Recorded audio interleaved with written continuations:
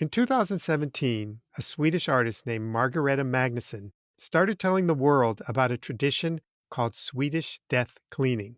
In case you've never heard of it, this involves getting rid of your extra possessions and then you don't leave a mess behind you when you die. Last April, Margareta and Amy Poehler produced a reality TV show on Peacock, and yes, it was about Swedish death cleaning. If you search on Google, you will find that many people were inspired by this, and they are so much happier with fewer possessions. But for some of us, it's not so easy. I've followed all the steps, and so far, I can barely get myself to throw out or give away anything. Like these Beatles pins. I got them in 1964. That's when my older sister took me to see A Hard Day's Night.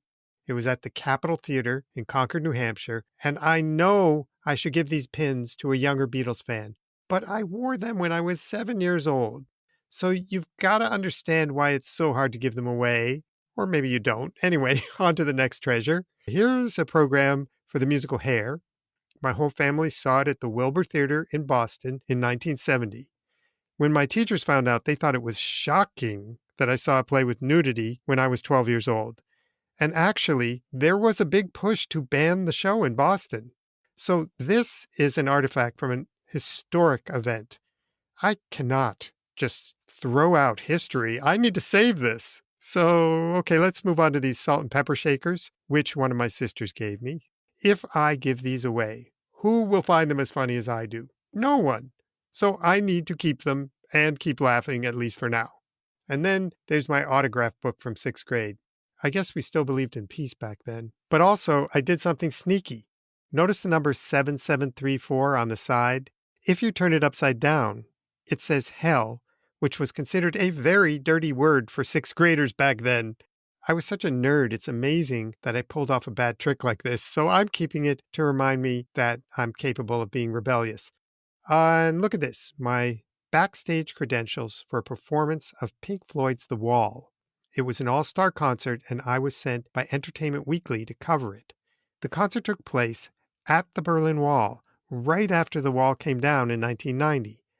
At that time, everyone was feeling so hopeful about the future of the world, which is not so true today.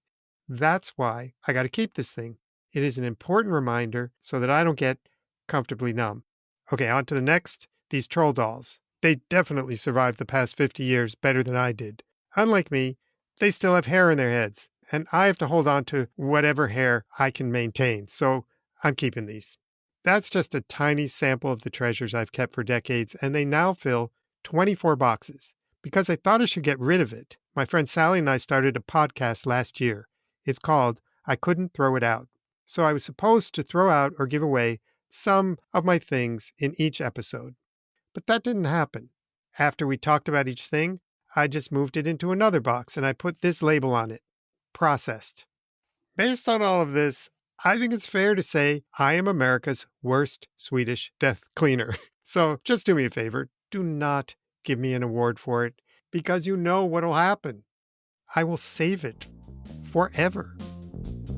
I couldn't throw it out. I had to scream and shout. Before I turn to dust, I've got to throw it out. Before